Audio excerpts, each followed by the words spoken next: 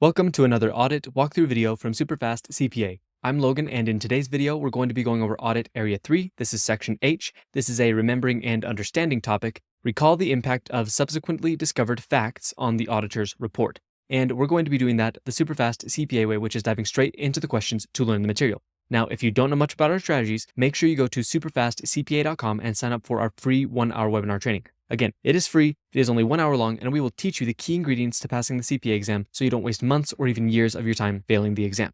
Now, after you watch that, you're going to want to learn more, so make sure you also check out becoming a SuperfastCPA Pro member. In today's video, we're only going to be going over 5 questions, and if I'm honest, members will also only get access to 5 questions for this specific topic because it's a pretty small topic. But usually, members get access to a full 10-question version of the video where I go over an additional 5 questions so that they can get a little bit more help and a little bit more understanding. Now again, this topic is pretty small, so I felt like 5 questions was enough for the YouTube version and for members as well because I didn't want to kind of just stretch it too much. So we're only going to go over 5 questions today and 5 questions for members as well, but usually they get access to the 10-question videos. So if you like this and you like our other products and our other videos, make sure you check out becoming a SuperfastCPA Pro member and you'll get access to the full 10-question versions of the videos that I typically make. So make sure you check that out. Now with that, let's dive straight into the questions. Okay, here we are at question 1. One thing I want to say at the beginning of this, subsequently discovered facts appears to be slightly different from subsequent events, but it doesn't seem to be something that is tested super heavily as far as like the difference between a subsequent fact and a subsequent event. So I wouldn't really worry too much about that. I'm mainly trying to kind of teach you what auditors are going to do with subsequent type things, when they discovered those kinds of things.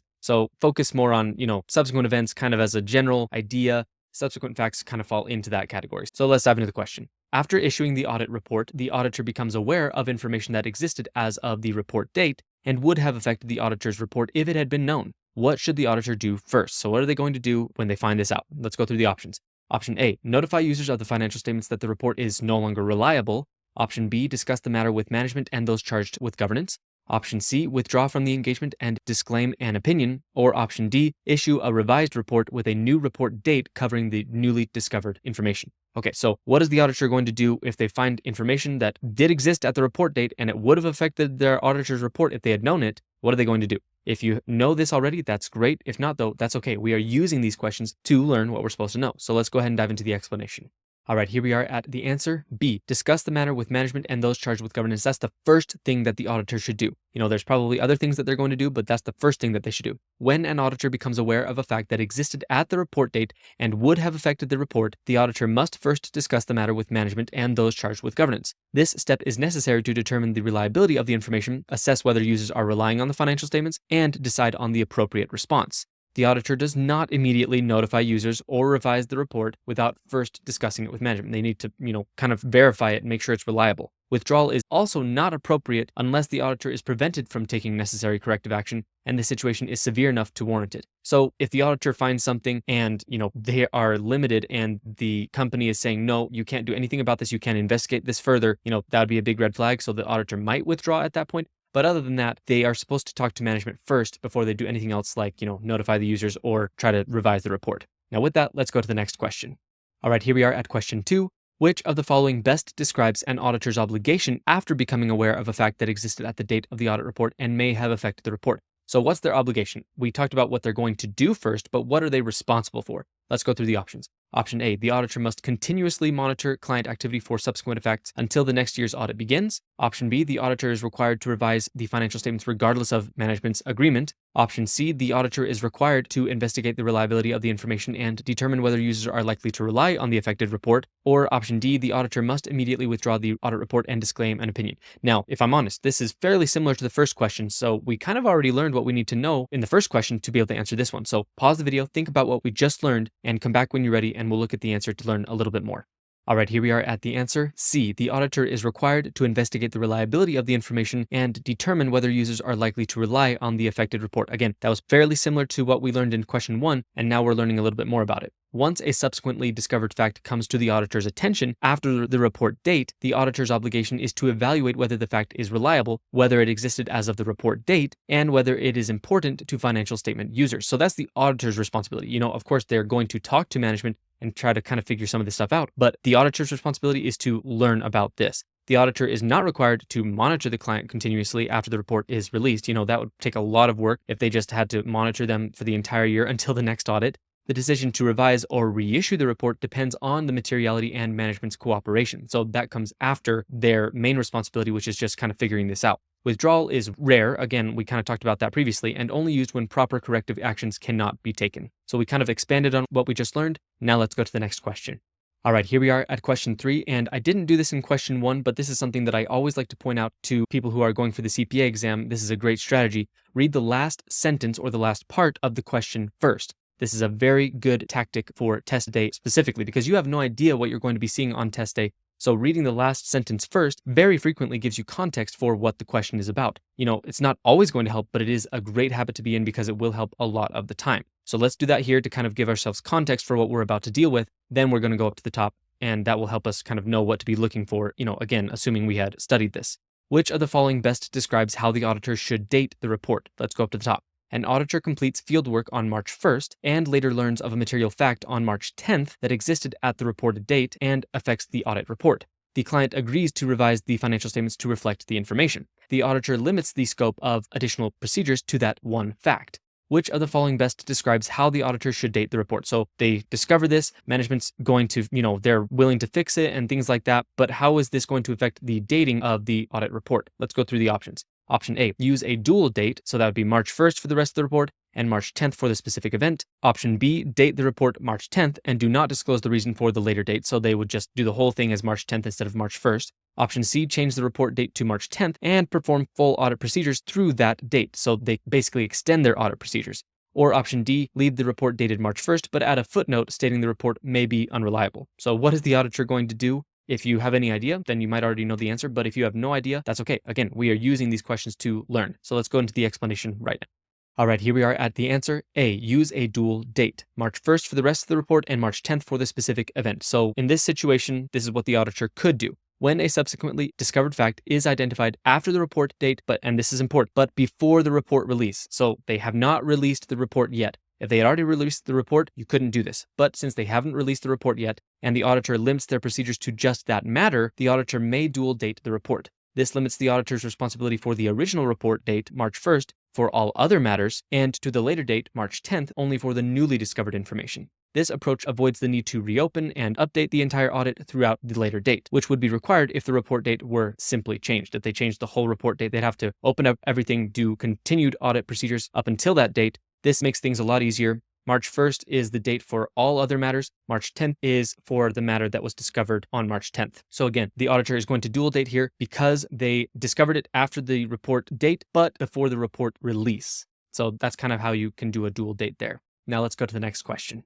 All right, here we are at question 4. Which of the following best describes the auditor's responsibility after the audit report has been released? So we've been kind of talking about these kinds of things before, so this hopefully won't be too difficult to kind of think through based on what we've learned so far. Option A, the auditor has a continuing duty to investigate all events occurring after the report release date. By the way, we already talked about that. That's probably not the case. Option B, the auditor must revise the financial statements if new information becomes available after the release date. Option C, the auditor must reissue the audit report annually for as long as the financial statements remain in use. Or option D, the auditor is not obligated to perform additional procedures unless a relevant fact that existed at the report date comes to their attention. So, kind of based on what we've been learning so far, you probably already know the correct answer. Pause the video if you want to kind of think about this. And if not, let's go ahead and take a look at the answer together right now.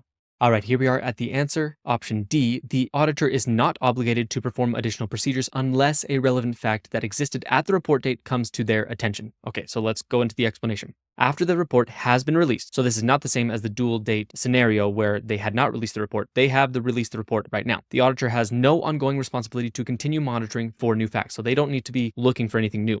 However, if a fact that existed as of the report date comes to their attention after release, and it would have affected the report, the auditor must investigate and determine the appropriate response. There is no blanket obligation to revise the financials unless these conditions are met. So, it totally depends on the materiality and what happened and the date and all those different things. So that's why we're not diving super deep into exactly what they would do, but they're not going to dual date it because they've already released the report. So they're going to have to try to figure out, do they have to completely re-release the report or what are they going to have to do? They're going to have to figure this out, but there is no obligation for them to continually be checking for new facts. It's only if they do find out a fact, even if they weren't checking necessarily, that's when they are obligated to kind of do some additional things. Now, let's go to the next question. Okay, here we are at question 5. If a subsequently discovered fact is determined to be both reliable and material, and management agrees to revise the financial statements, what should the auditor do? Now, we've kind of talked about this, but let's go ahead and go through the options. Option A, issue a new report dated as of the original audit completion date. Option B, reissue the audit report using only the date the fact was discovered. Option C, reissue the report either with a dual date or a new single date, depending on whether additional procedures are performed. And option D, maintain the original report without modification since management revised the financials. Now again, based on what we've learned so far, you probably already know the correct answer. So pause the video, think about this, and come back when you're ready. All right, here we are at the answer. C, reissue the report either with a dual date or a new single date, depending on whether additional procedures are performed. So we talked about dual dates just barely. So, that's why I figured you probably already know the answer. Let's go into this one more time. If the auditor determines that a subsequently discovered fact is both material and reliable, and management revises the financial statements, the auditor must reissue or amend the audit report. If the auditor performs limited procedures related only to the newly discovered fact, they may use dual dating to limit responsibility. If they perform additional procedures through the later date, like if they actually do need to, the auditor must use a new single date for the entire report. So if they're not going to do additional procedures, then they can do the dual date thing. But if they do need to perform additional procedures, then they'll probably just make a totally new report date for the whole report.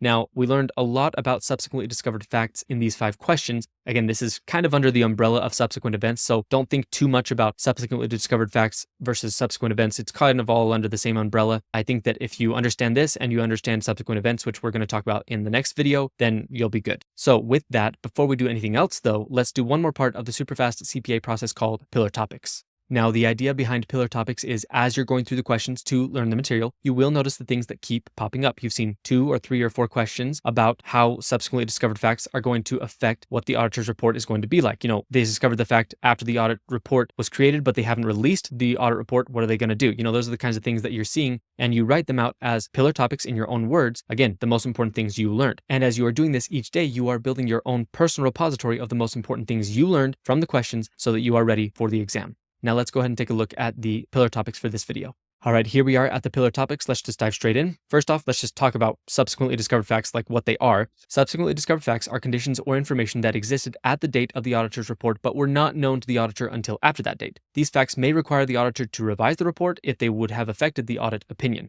Now let's talk about the auditor's initial response. What are they going to do first? If such a fact becomes known, the auditor must first discuss the matter with management and those charged with governance. The auditor must assess whether the fact is reliable, existed at the report date, and is important to users. Now let's talk about the next thing, obligations after the report release. The auditor has no obligation to perform ongoing procedures after the report is released unless a relevant fact comes to their attention. But again, they're not looking for those facts after the report release date. If that happens, the auditor must evaluate its impact and determine if the report needs to be revised.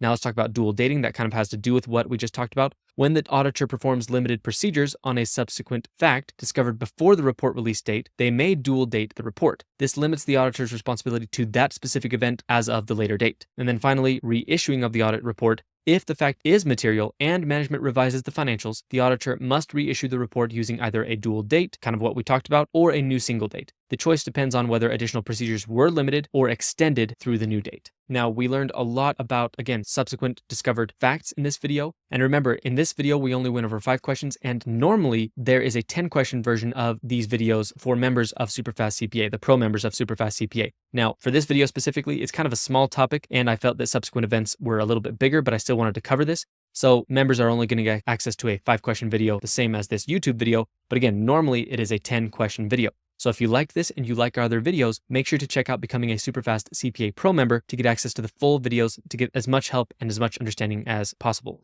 Now, the easiest way to become a SuperfastCPA Pro member and to learn about it is actually by going to SuperfastCPA.com and signing up for our free 1-hour webinar training. It is 1 hour, it is free, and we will teach you the key ingredients to passing the CPA exam. And again, after you watch that, that will be the best path for you learning how to become a pro member and actually becoming a pro member. So check out the webinar, check out becoming a SuperfastCPA Pro member. If you liked the video, make sure to like it and leave a comment. I hope this video was helpful, and I will see you in the next one.